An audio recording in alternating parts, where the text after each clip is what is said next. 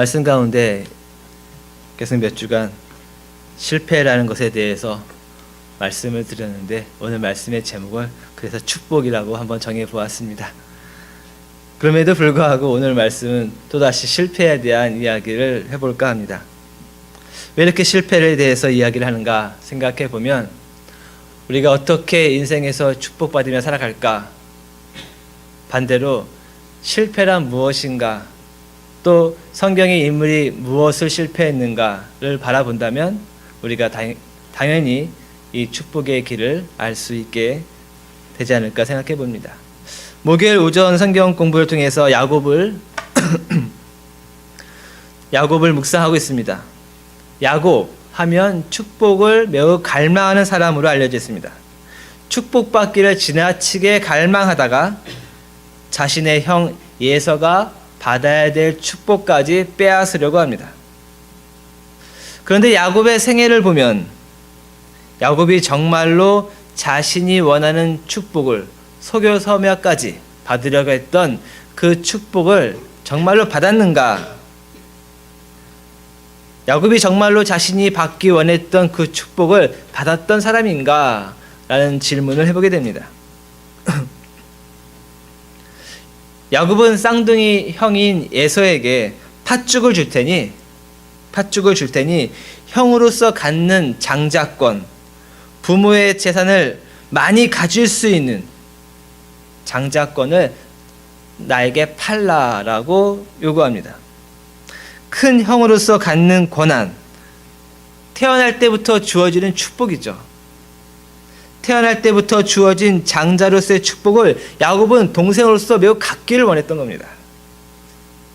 그래서 그 축복을 받기 위해서 자신에게 팥죽을 줄 테니 팔라라고 요구합니다. 그런데 형 에서는 순수히 그것을 오케이 허락합니다. 그러나 이 장자권이라는 것이 그렇게 팥죽 한 그릇으로 사고 팔 수 있는 것이 결코 아닙니다. 특별히 야곱의 전 생애를 보았을 때 정말로 야곱은 자신의 아버지인 이삭의 많은 재산을 갖게 되는 장자의 축복을 받았는가 생각해 볼 때 이삭의 많은 재산을 가졌습니까? 그렇지 않다라는 거예요. 오히려 아버지 이삭의 집을 떠나게 되었을 때 그는 아무것도 갖지 못한 채 빈털터리로 삼촌 집으로 도망가야 했고, 그리고 결국 그의 인생의 마지막 후반부를 보면 자기 살던 땅에 흉년이 들어서 결국에는 이집트로 올라가고 거기서 살다가 죽게 되는 겁니다. 아버지 이삭의 재산 그에겐 주어지지 않았다라는 거예요. 특별히 야곱은 자신의 어머니인 리브가와 함께 아버지 이삭을 속이고 형 에서를 속이고 이삭의 축복을 받으려고 했습니다. 그렇게 속여서까지 받으려 했던 그 축복을 야곱은 받았는가 생각해 보면요, 이삭은 이렇게 야곱에게 축복합니다. 하나님은 하늘의 이슬과 땅의 기름짐이며 풍성한 곡식과 포도주를 네게 주시기를 원하노라. 야곱이 이삭을 속였을 때 이삭이 이렇게 축복을 합니다. 그런데 곡식과 포도주가 풍성하기를 축복해 주었지만 야곱도 거대한 흉년이 들었을 때 그 흉년을 피하지 못합니다. 그리고 재미있는 것은요, 야곱과 그 자식들은 곡식과 포도주를 주종목이 아니라 그들의 주종목은 목축이었어요. 아버지 이삭은 이런 축복도 합니다. 만민이 너를 섬길 것이다. 그러나 이 축복도 마찬가지입니다. 야곱의 가정 어떻게 됩니까? 어느 낯선 땅에 이르렀더니 자신의 딸을 강제로 빼앗깁니다. 그리고 그 주민들로부터 죽음을 당할까 쫓겨가는 신세가 됩니다. 야곱이 이런 인생을 살았다는 거예요. 야곱은 삼촌네 집에 가서 자신이 좋아하는 여자 라헬을 얻기 위해서 7년간 열심히 일합니다. 7년간 일해서 열심히 일해가지고 이제 내가 라헬을 얻었구나라고 생각하고 눈을 떠봤더니 라헬이 아니라 레아였습니다. 그 언니를 얻었던 겁니다. 어떻게 보면 야곱의 인생은 자신이 그렇게 축복받기 원했던 그 축복을 끊임없이 쫓아다녔지만 그렇게 얻지 못합니다. 오히려 축복받기 원해서 무엇인가를 열심히 할 때마다 오히려 남에게 속임을 당했다라는 거예요.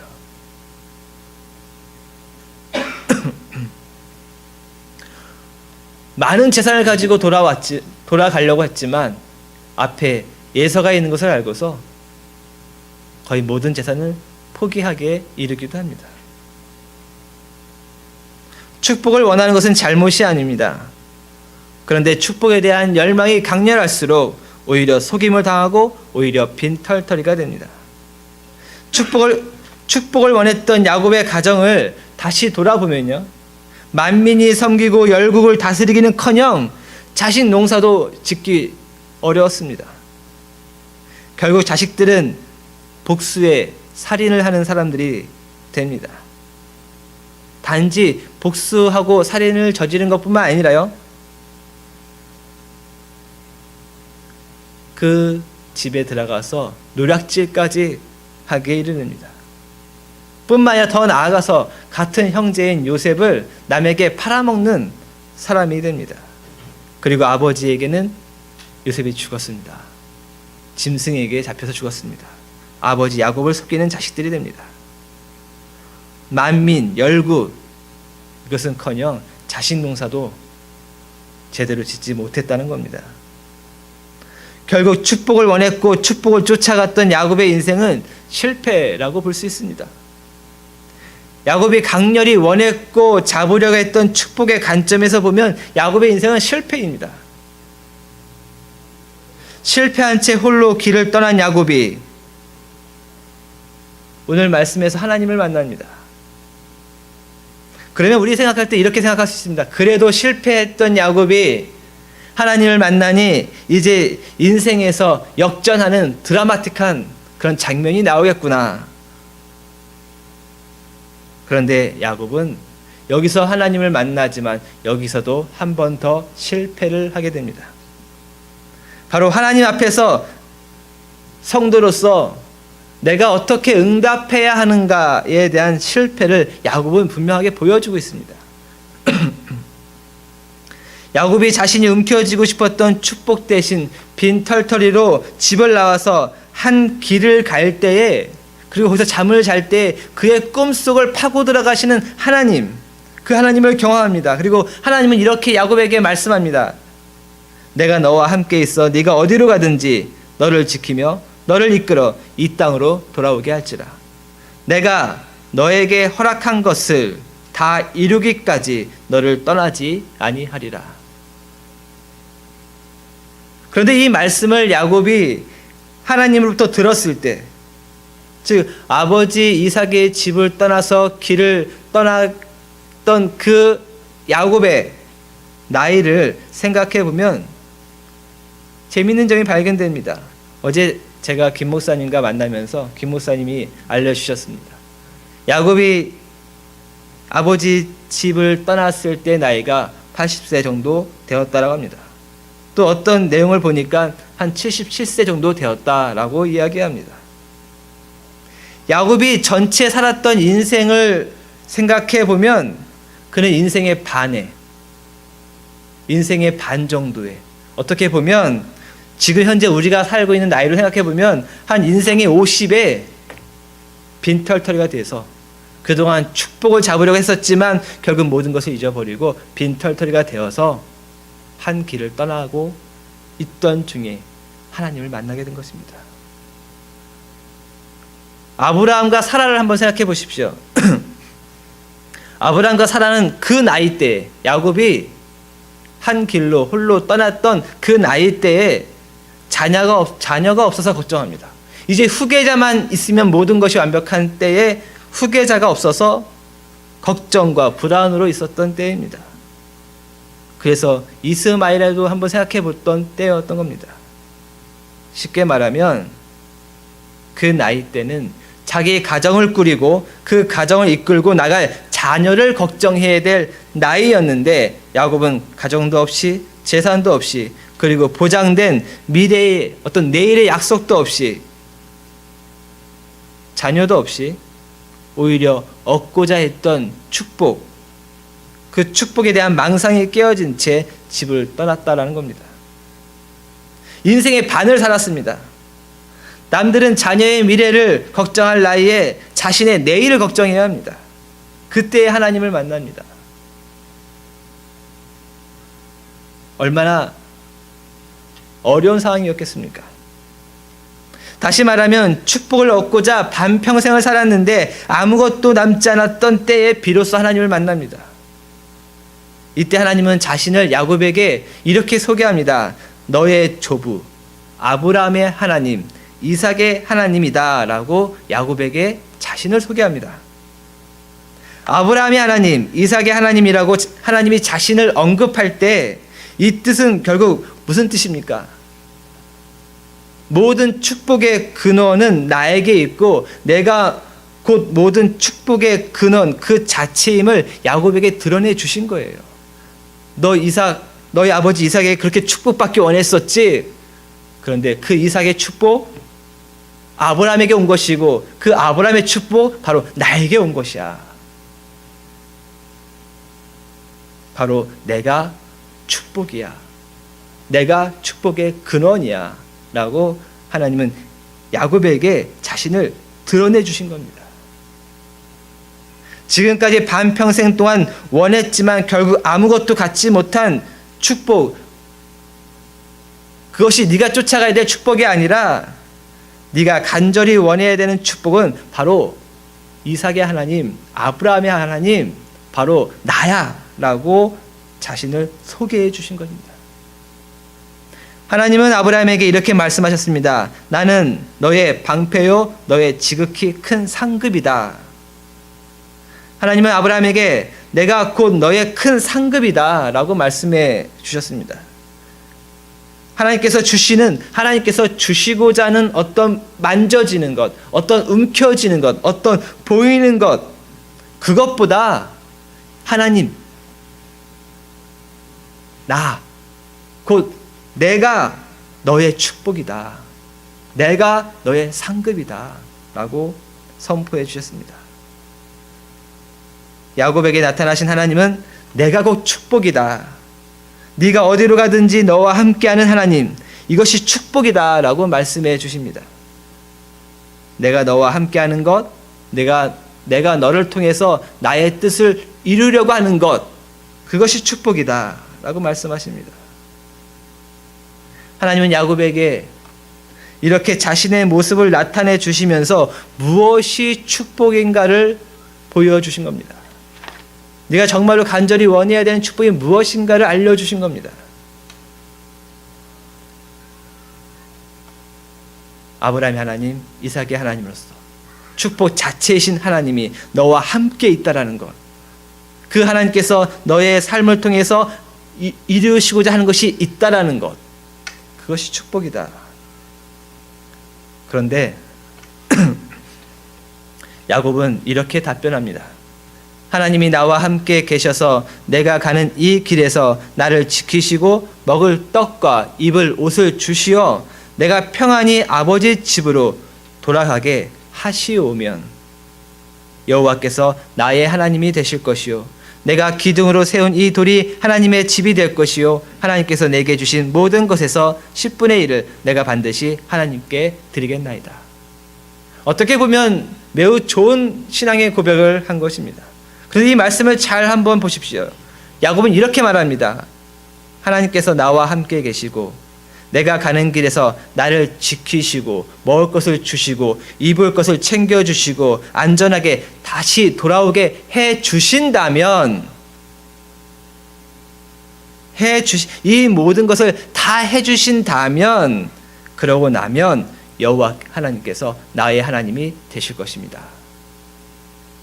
그리고 그때의 10분의 1을 드리겠습니다. 하나님께서는 분명히 자신을 모든 복의 근원으로서 아브라함의 하나님, 이삭의 하나님이라고 나타내 주시고 네가 어디로 가든지 내가 너와 함께 하겠다. 내가 너를 통해서 무엇인가 이루려고 하는 것이 있다. 이것이 축복이고 내가 지금 너와 그렇게 하려고 한다라고 말씀해 주십니다. 내가 너의 복이다라고 말씀해 주십니다. 그런데 야곱은 지금 당장 자신의 모든 필요가 더 중요합니다. 아까 말씀드렸던 것처럼 반평생을 축복을 얻으려고 살았는데 아무것도 얻지 못했기 때문에 이제 빈털터리가 된 야곱에게 지금 자신에게 가장 필요한 것이 더욱 중요합니다. 하나님보다 더 중요해졌다라는 겁니다. 그래서 우선순위가 바뀝니다. 나의 모든 필요를 채워주시면, 나의 여정을 잘 지켜주시면, 나의 먹을 것을, 나의 입을 것을 잘 채워주시면 그때 당신은 나의 하나님이 될 것입니다 라고 응답했다는 거예요. 하나님은 내가 곧 축복이요, 내가 너와 항상 함께 있는 것이 축복이요, 내가 너를 통해서 나의 뜻을 이루려고 하는 것이 축복이다 라고 하나님은 야곱에게 말씀해 주셨는데, 야곱은 응답하기를 내가 50평생 이루지 못한 것, 그래서 빈털터리가 됐는데, 그래서 하나님을 만나는데 50평생 이루지 못한 것을 당신이 채워주신다면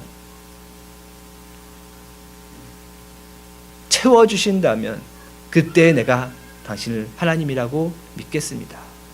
그때 내가 당신을 나의 하나님이라고 고백하겠습니다 라고 응답했다라는 거예요. 나의 모든 필요를 채워주시면 그때 당신은 나의 하나님이 될 것입니다 라고 응답하는 야곱의 실패는 결국 인생에서 더 많은 험악한 세월을 보내야 했습니다.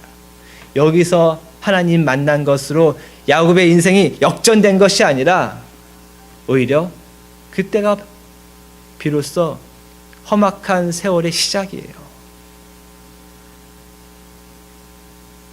내가 곧 너의 축복이야. 너의 삶을 통해서 이루려고 하는 나의 뜻이 있어. 이것이 축복이야. 하나님은 말씀하셨지만 야곱은 응답하기를 먼저 나의 모든 것을 채워주신다면 이라고 응답함으로 실패했다라는 것입니다. 특별히 가장 힘든 시기일수록, 가장 어려운 시기일수록, 무엇인가를 결단해야 되는 가장 중요한 시기일수록 우리는 우리의 필요가 더욱 간절해질수록 우리에게 보여주시는 하나님의 모습을 거부합니다. 내가 정말로 간절히 원하는 것이 있을 때, 그때 하나님을 만날 때에 우리는 하나님께서 우리에게 보여주시는 모습을 거부한다라는 거예요. 왜냐? 우리가 필요로 하는 것이 너무나 간절하기 때문입니다. 우선순위가 뒤바뀌어집니다. 오늘 마가복음 말씀을 통해서 하나님께서 우리에게 보여주고 있는 모습은 십자가의 예수 그리스도입니다. 그러나 우리는 하나님에게 다른 모습을 요구합니다. 가시관이 아니라 황금의 관을, 못이 박힌 손이 아니라 금은 보화를 가득 쥐고 있는 손을 요구합니다. 내가 원하는 하나님은,